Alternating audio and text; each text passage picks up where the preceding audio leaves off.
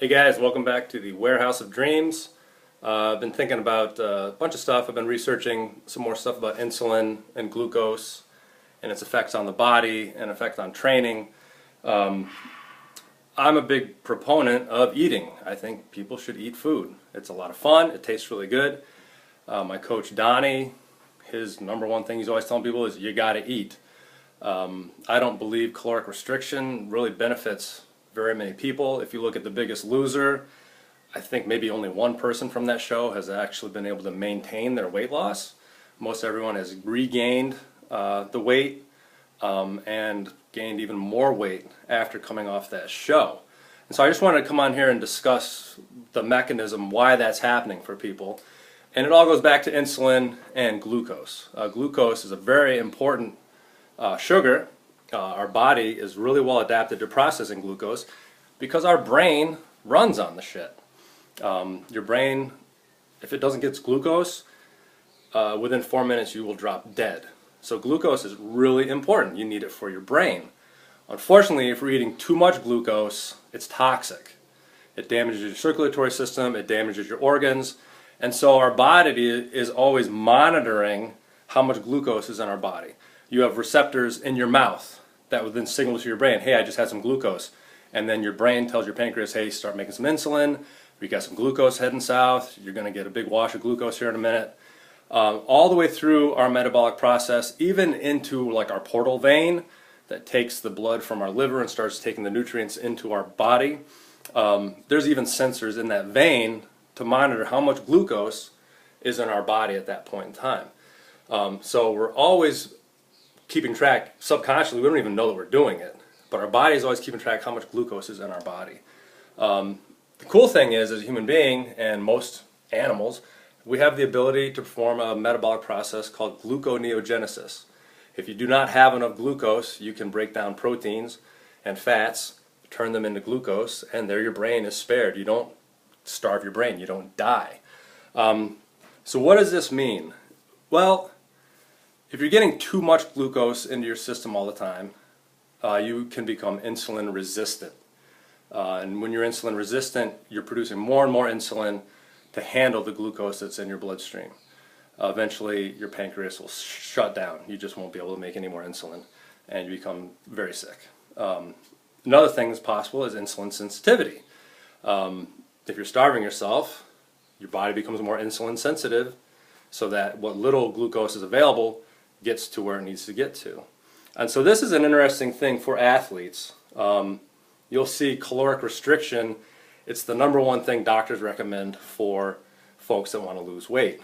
But as an athlete, when you're calorically restricted, your performance goes down, your insulin sensitivity goes up, you start burning muscle for fuel, you start doing all these things that actually are going to be counterproductive to what you're trying to accomplish.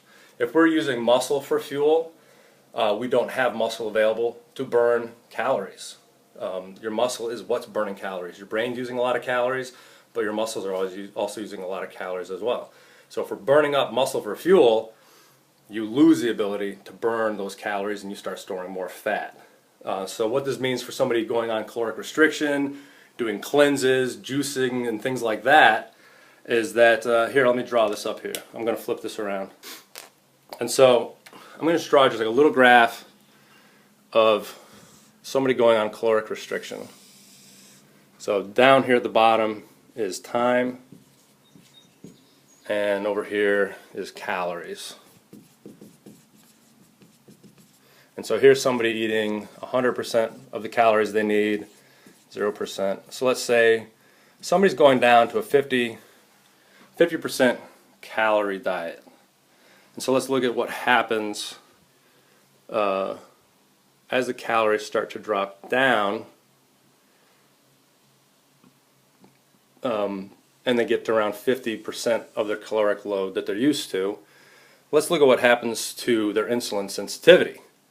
Most people that are already overweight, their insulin sensitivity is pretty high. So I'm going to overlay another graph so this can also be insulin sensitivity. This represents the drop in calories. Let me get another color here. Let's see if this shows up. And so this will represent your insulin sensitivity. As those calories drop, say your insulin sensitivity is fairly high, your insulin sensitivity will start to climb because your body is trying to continue providing your brain with glucose. And so what happens is you'll see folks, let me get another color, going on a calorically restricted diet. As their calories drop, their body weight drops, but as their insulin sensitivity increases, their body weight goes back up. So the insulin sensitivity becomes a means of gaining more weight. And then once you finish that caloric restriction, you know, let's say they do 12 weeks, let's say this is 12 weeks here, and then they go back on a maintenance diet, so their calories go back up to 100%. Then their weight gain, because the insulin sensitivity has gone up, this green line, their insulin sensitivity has gone up, then their weight gain, once they get back on the maintenance diet, takes right off. And so caloric restriction on a hormonal level, as you can see here, for most people is going to be detrimental. Very few people actually benefit from a severely calorically restricted diet. What I recommend is people modify the types of calories they're consuming, reducing how much of your calories are coming from carbohydrate, increasing how many calories you're getting from fat, so that you don't go into caloric restriction. You can still have protein in your diet, which supports your muscle tissue, and you have fat for energy. Fat's also what your brain's made out of, what your nervous system's built on, what every hormone in your body is built on. So by increasing the fat to take the place of the calories you're reducing from carbohydrate, you're actually giving your body a benefit to your endocrine system, to your organs, to your nervous system, just having all the building blocks there and not stripping away muscle tissue.